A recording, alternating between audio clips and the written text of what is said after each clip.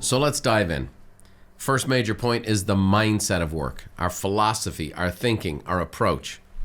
One of my favorite proverbs, one very close to our producer Danny Iverson's heart, says, all hard work brings a profit, but mere talk leads only to poverty. All hard work brings a profit, mere talk leads only to poverty. The reason Danny likes that verse is because that was the theme verse for the high school football team Danny played on that I was one of the coaches of. And we had a heck of a season, won the 8-man state championship in football in the state of California, and a great experience and one of the most fun football sports teams I was ever around. And that concept, all hard work brings a profit, is a phrase that we brought to bear on every practice, on every discipline, on every exercise, and then in the game on every play. Rather than focus on the score and winning and losing and getting all caught up in the emotion of the game, it was all hard work brings a profit. Now the second part of that verse is, but mere talk leads only to poverty.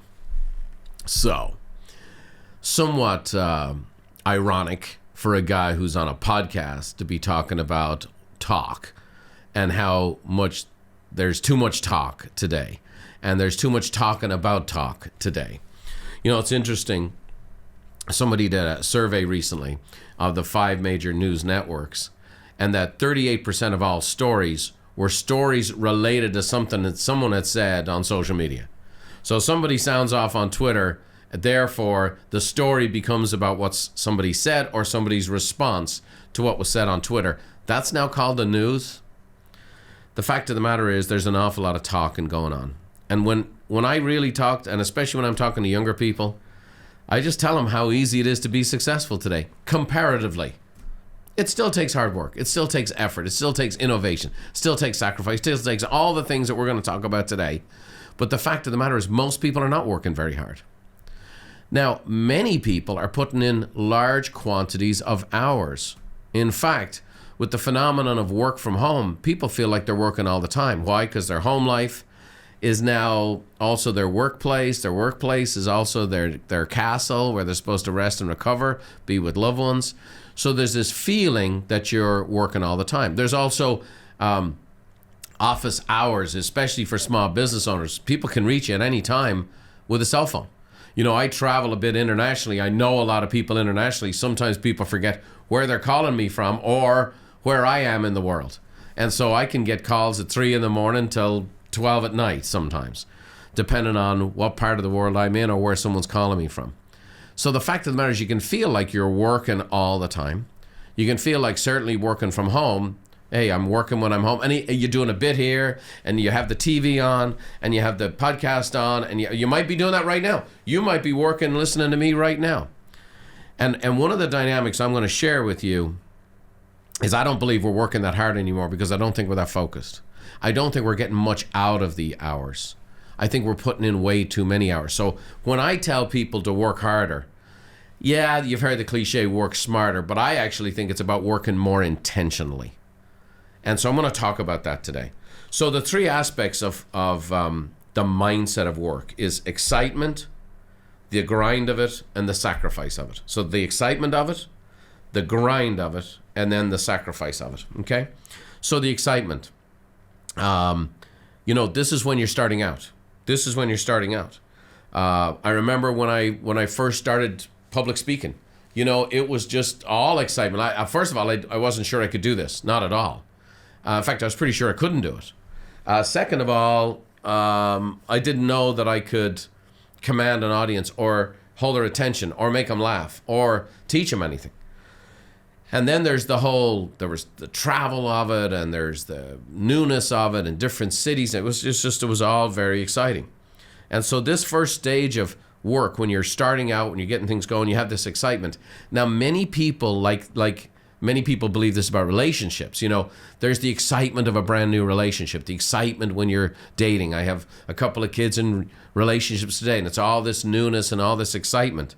And many people make the mistake that that's what love feels like. So years later, when they don't feel that same excitement, I got to go find somebody new. And again, try not to step on anybody's toes here, but this is what happens all the time. People do this in relationships, but they sure as heck do it with work. Oh, I don't feel the buzz anymore. I don't feel the excitement. I've fallen out of love with my work. Well, the true dynamic is you're not experiencing the same excitement. And more on that later. You'll be shocked to find out where the excitement comes back from. Sam Walton, one of the greatest business people who ever lived, said, if you love your work, you'll be out there every day trying to do it the best that you possibly can. And pretty soon, everyone around will catch the passion from you like a fever.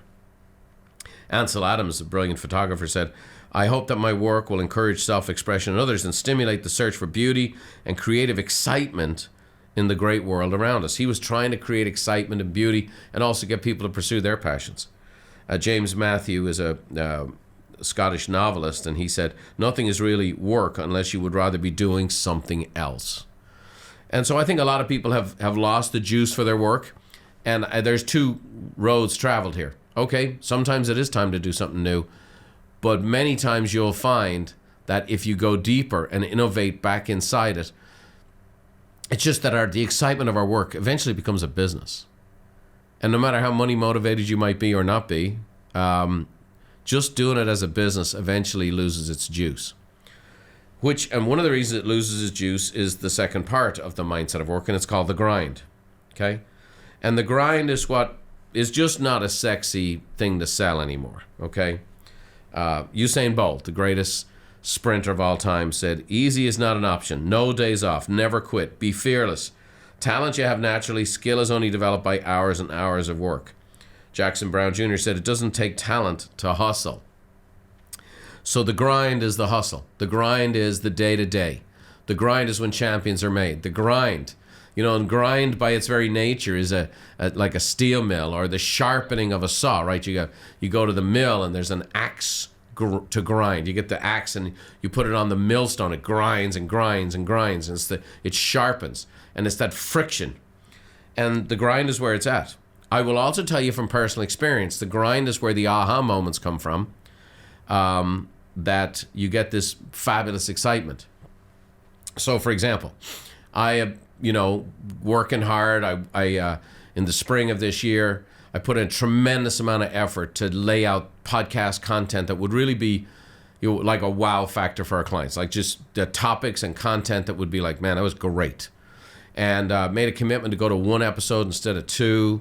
And I said, how can I do one great episode instead of two really good episodes? Like one that would be like, man, that could change somebody's business. That could change somebody's life. That could change their mood. And as I went into the grind and did the work and got prepared and got ahead, guess what? I had some of my most innovative ideas that I've had in years happen during the grind. Now, the grind, I don't particularly look forward to it in every aspect of my life all the time.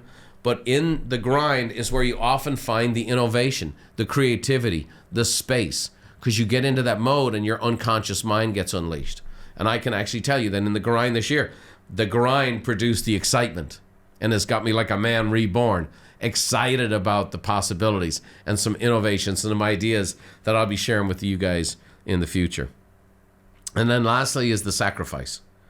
As I speaking about, me as a public speaker, I have people come to me all the time. Like, I can't tell you how many hundreds of people come up to me, and I'm at a conference and there's 3, 5, 10,000 people, whatever at it. And people love that, and they think it's all adulation and all this stuff. Oh, I want to be a speaker. I want to be a speaker just like you. And I'll go, man, if you knew what I had to do to do what I do today, you wouldn't want it at all. I had a tremendous passion for this. I just felt this sense of calling to impact and improve the lives of people. I had an ability to motivate people. Later on, when I got my real strengths done, sure enough, my profile screams I'm a guy who wants to impact people. But the fact of the matter is I spent a lot of nights away from my family. I spent a lot of nights on the road. I spent a lot of nights in crappy hotels. I spent a lot of nights where audiences didn't dig what I did. I had criticism and feedback and loneliness and all that type of stuff while I was on the road. And when people say, oh, I just want to do what you do. No, you want what I do now or what you think it is now. But you have no clue of how many hours, hundreds of hours of prep I put in to a presentation. I probably put way too much prep into these podcasts. I mean, I've had other podcasts, people just get on and they talk about whatever's on or the topic or the news or whatever. That's not what's happening here. Now, just so you know, I've learned to love the grind. And the grind has also now become part of the excitement. And it ultimately leads to the third aspect of hard work is there's sacrifice involved. And the question you have to ask yourself, is the juice worth the squeeze? Is the juice worth the squeeze? If I want to take the trouble to squeeze this orange, is the juice that comes out of it worth the effort to pick it, wash it, cut it, and squeeze it? The juice has to be worth the squeeze. And the juice is all of the aspects of payment. The sense of purpose, the sense of value. Does it serve people? Does it help people? And do you make money doing it? Do you get compensated in all the ways of compensation? And if you're past the need for compensation, God bless you, does it give you that payoff? Now, most people, the juice is worth the squeeze starts with, is it just about the money? And I would just say for me, always wanted more than just the money. And I'm speaking to you out there today who want more than just the money. Yes, you want the money. Yes, you want the lifestyle, but you want it all. You want the sense of purpose. You want the sense of satisfaction, a job well done, appreciation for the work you've done, impact, service, benefit, creativity, whatever it is, all these outlets.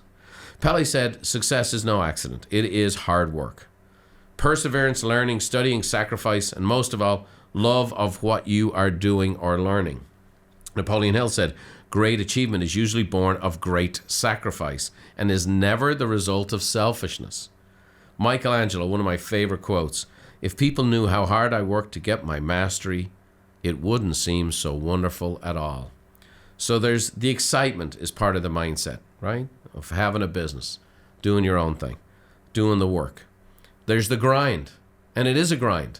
But if you learn to lean into the grind and love the grind because of what it does for you, where it goes, and then actually love the grind for the grind's sake, and then there's a sacrifice that comes with it, now you have the right mindset. You have the right mindset. And to help you with this and some how-tos along the way, we've been talking about this. I wrote this book that was hugely successful, privately published, so it never really hit the bookstores. We sold 500,000 copies of this book through our own direct methodology. So this is one of the best-selling books you never heard of.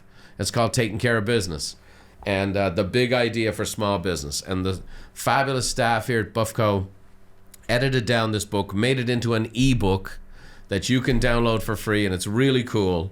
And so just go to itsagoodlife.com, go into resources, and you'll see where the digital Taking Care of Business book is there for you for free. Knock yourself out. It'll really help you. So check that out. Thanks for watching. If you want more tips on how to think, feel, and do better, check out these videos too. Oh, by the way, don't forget to subscribe to the channel and leave us a like if you enjoyed the content.